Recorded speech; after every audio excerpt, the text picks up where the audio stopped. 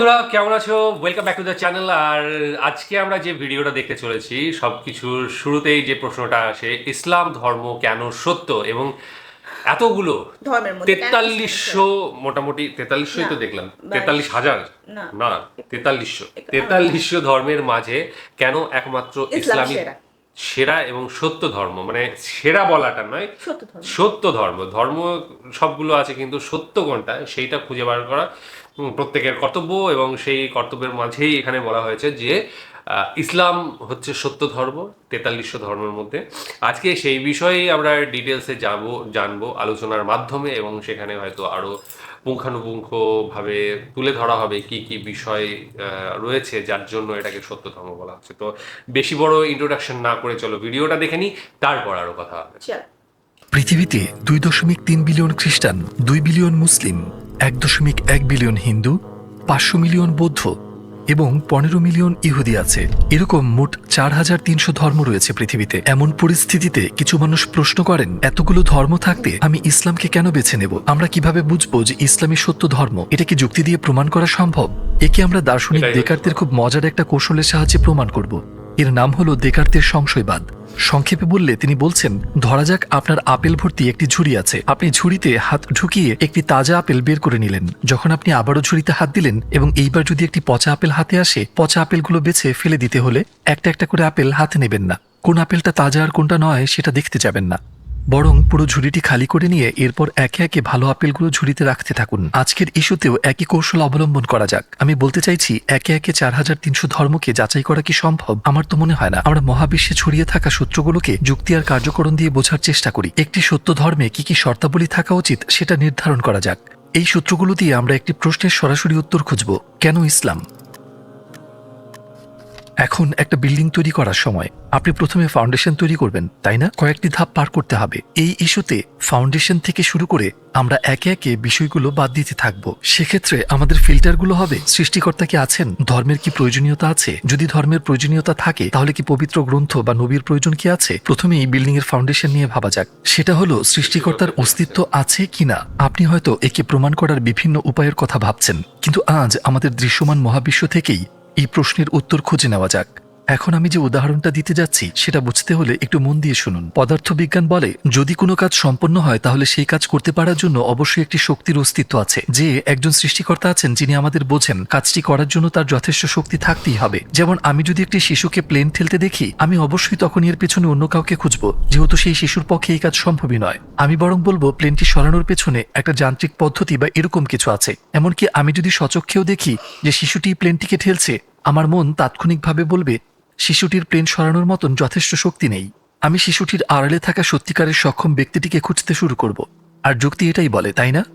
এই উদাহরণের মতোই যখন আমরা মহাবিশ্বে তাকাই, যেমন আমরা দেখি যে গাভী দুধ উৎপাদন করছে, গাভী তার দুধে থাকা এমিনো অ্যাসিডের কথা জানে না। যে মানুষেরা দুধ পান করে তাদের শরীরে এর প্রয়োজনের কথাও সে জানে না, কিন্তু সে ঠিক প্রয়োজন মাফিক দুধই যোগান দেয়। তার উপর সে এমন কিছু খেয়ে এর যোগান দেয় যার সাথে এর কোনো সম্পর্ক নেই, ঘাস।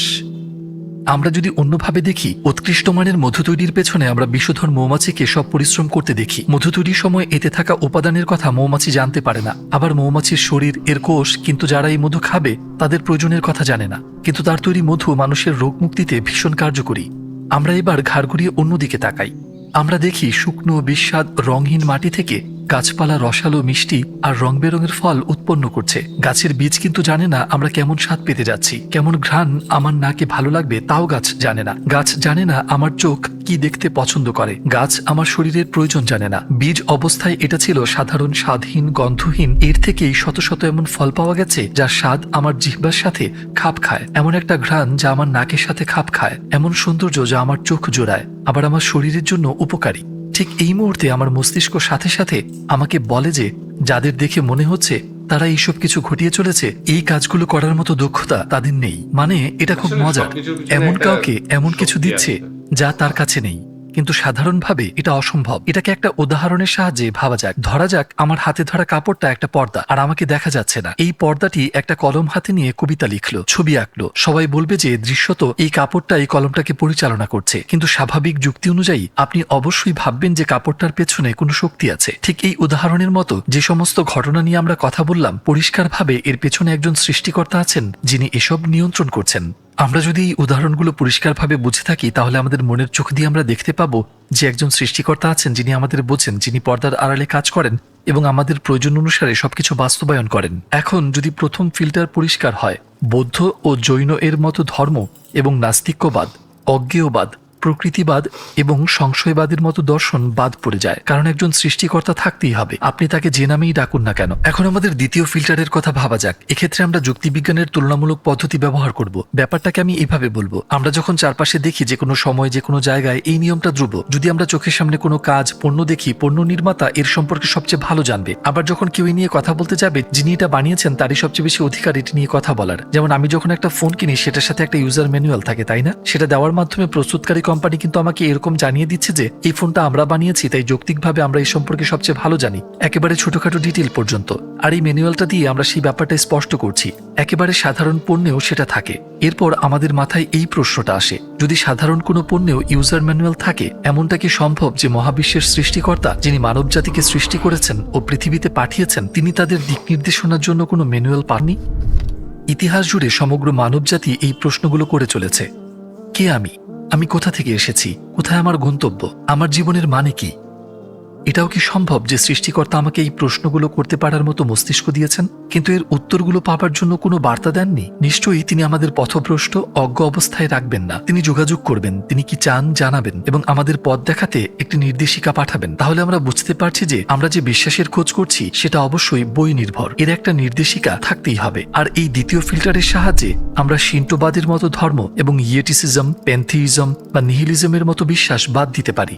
তো আপনি যদি এমন প্রশ্ন করেন যে আপনার কি মনে হয় একটা কিতাবই যথেষ্ট? স্কুলেও আমাদের বই দেওয়া হয়েছে, কিন্তু সেটা কি যথেষ্ট? শেখানোর জন্য একজন শিক্ষক কি আপনার প্রয়োজন হবে না? এমনকি আমাদের এমন শিক্ষক প্রয়োজন যে শুধু বই পড়াবে না, বরং ছাত্রদের ক্লাসরুমে টেনে আনবে আর বইয়ের প্রতি তাদের আগ্রহী করবে, এমনকি সেই সব ছাত্রদেরও যারা কথা শুনতে চায় না। আপনি নিশ্চয়ই বুঝতে পারছেন আমি এই রূপক দিয়ে কি বোঝাতে চাইছি। ঠিক একজন শিক্ষকের মতো যিনি উদাহরণ দিয়ে আর ব্যাখ্যা করে বোঝান, যিনি ক্লাসরুমে শৃঙ্খলা আনেন, আমরা যে ধর্মের সন্ধান করছি তাতেও একজন শেখানোর মতো নেতা, দূত প্রয়োজন। আমরা এভাবেও ভাবতে পারি, প্রতিটি ক্ষেত্রেই তত্ত্ব নির্ভর জ্ঞান থাকে, আবার সেটার বাস্তবিক প্রয়োগ থাকে।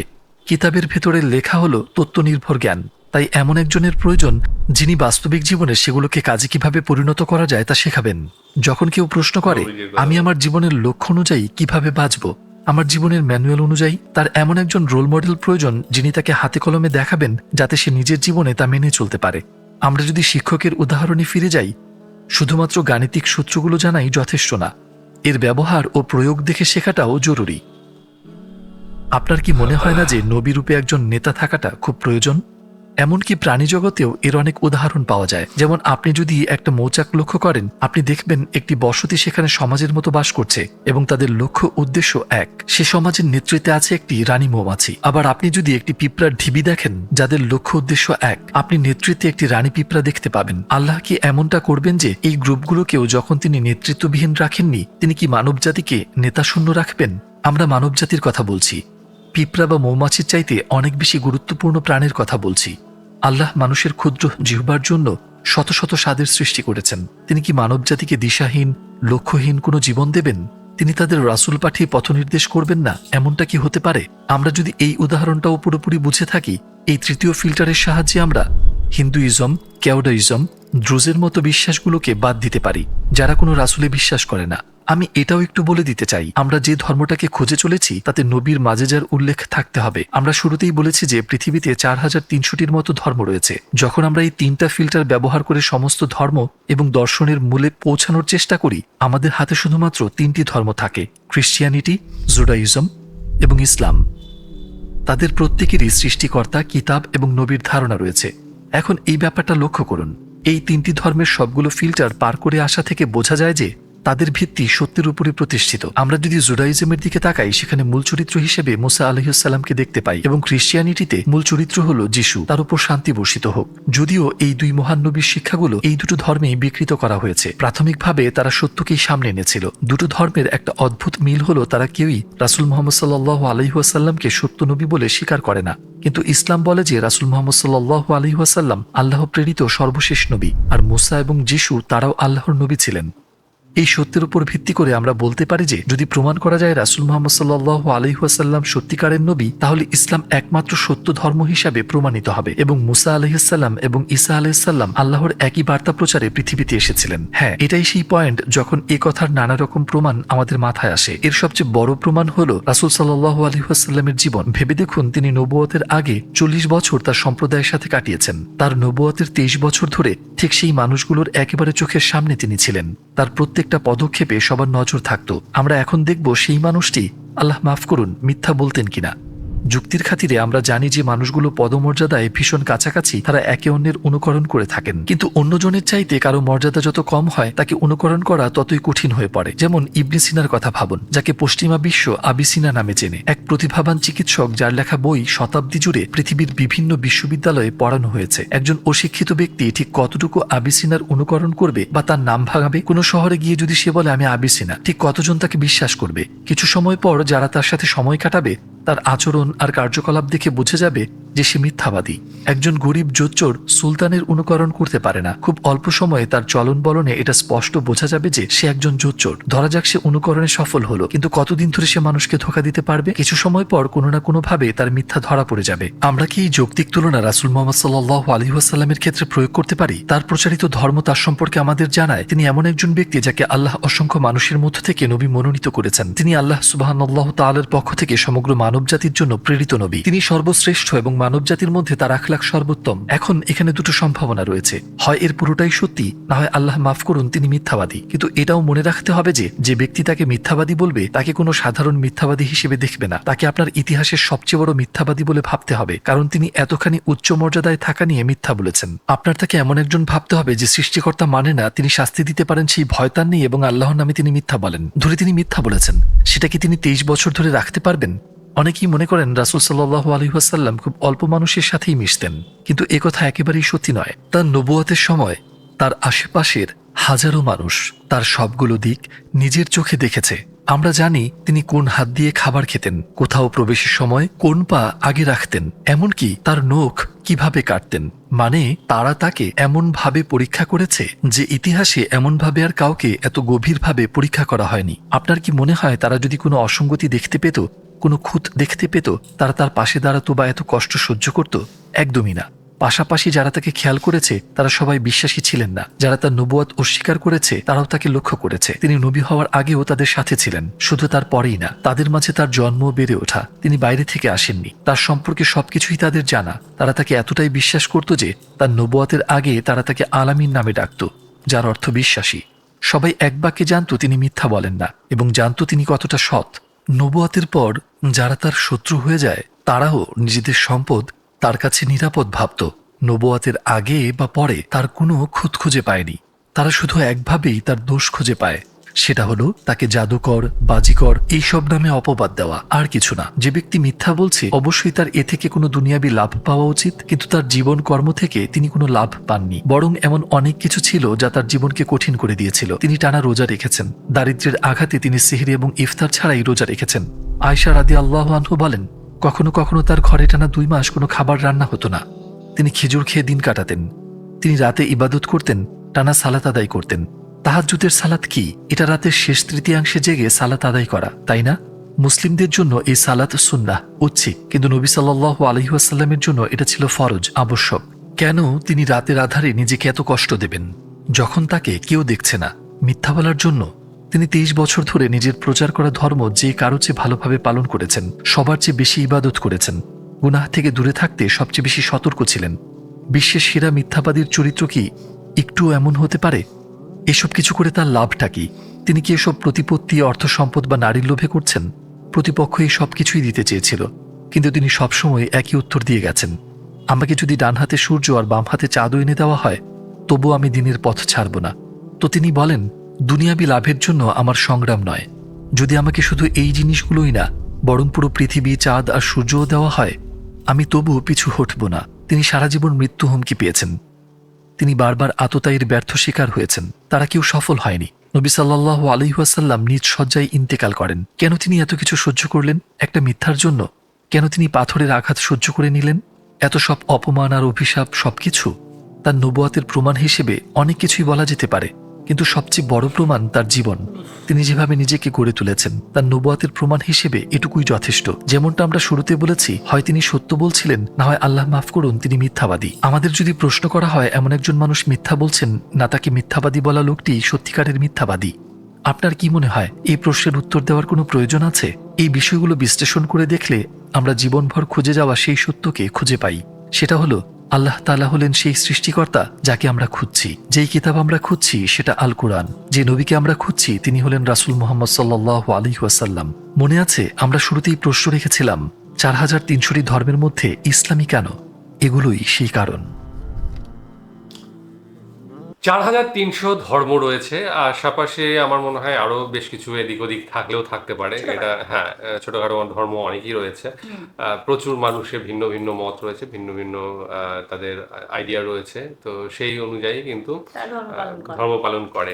আজকে যে কথাটা উঠলো সেটা হচ্ছে যে সত্য ধর্ম কোনটা এর মধ্যে, এবং সত্য ধর্ম স্বাভাবিকভাবেই এখানে তিনটে ধর্মের কথা সর্বোপরি বলা হয়েছে। সেটা হচ্ছে খ্রিস্টান, ইহুদি এবং আর ইসলাম। ইসলাম এই তিনটের কথা সবচেয়ে উপরে ধরা হয়েছে, এবং তাদের মধ্যে আবার ইসলামকে বলা হচ্ছে সত্য ধর্ম, কারণ সেই ধর্মটা তিনটে ফিল্টার। ইহুদি, ওটাই। তো এই যে তিনটে ফিল্টার ছিল, সেটা তিনটে ফিল্টারই কিন্তু এই ধর্মটা উতরে আসছে, ঠিক আছে। এবং মানুষের মনে জিজ্ঞাস্য সমস্ত কিছুর উত্তর এর মধ্যে রয়েছে। নবীজি তার নবুয়তের আগে পরে তার জীবন দর্শন কি ছিল এবং পরবর্তী সময়ে কি ছিল, সেগুলো জানা থাকার ফলেই কিন্তু আজকে এই সত্যগুলো জানা যাচ্ছে। অনেকেই বলেছে যে তার সম্পর্কে বেশি কিছু জানা যায় না, তাকে অনেকেই দেখেনি, কিন্তু সেটাও সত্য নয়, ঠিক আছে। সমস্ত কিছুই ডিটেলসে তার সম্পর্কে জানা যায়, এবং অনেকেই মিথ্যে মানে প্রবচন দেয় যে এটা সঠিক নয়, কিন্তু আহ, সেটা কিন্তু বইয়ে বা অন্যান্য জায়গায় ইসলাম ধর্মের মধ্যে সেটা দেখা যায় না। আজকে খ্রিস্টানরা, ইহুদিরা ইসলামকে মানতে চায় না। হ্যাঁ, তারা শেষ নবীকে শেষ নবী হিসেবে মানতে চায় না, কিন্তু ইসলাম কিন্তু মেনে নিয়েছে যে জেসাস এবং হ্যাঁ, মুসা দুজনেই কিন্তু তাদের নবী। তো এইভাবেই কিন্তু আরো বেশ কিছু জিনিস রয়েছে যেগুলো বারবার মানে চিৎকার করে বলে যে হ্যাঁ, ইসলামটাই সত্য ধর্ম এবং এর উপর দিয়ে কেউ কোনোটা নয়। এটাই একদম শেষ ফাইনাল ভার্ডিক্ট যেটা বলে। তো এটা নিয়েই ভিডিওটা ছিল, এবং আরও ডিটেলসে বিষয়ে জানতে গেলে, এবং এই ধরনের ভিডিও আরও রয়েছে আমি জানি, ঠিক আছে। শুধু এই কটা মানে পয়েন্ট দিয়েই নয়, আরও অনেক পয়েন্ট দিয়ে আমরা ভিডিও দেখতে পাবো এর পরবর্তী সময়ে। হ্যাঁ হ্যাঁ হ্যাঁ, এটাই ছিল। এই পয়েন্টগুলোই তারা তুলে ধরেছে। তো আরও বিষয়বস্তু যেগুলো জানবো সেগুলো অবশ্যই তোমাদের সামনে নিয়ে আসবো, এবং সেগুলো নিয়ে আবার আলোচনা করব। আজকে ভিডিও কেমন লেগেছে জানিও। আগামী দিন আবার আসছি অন্য কিছু নিয়ে, ততক্ষণের জন্য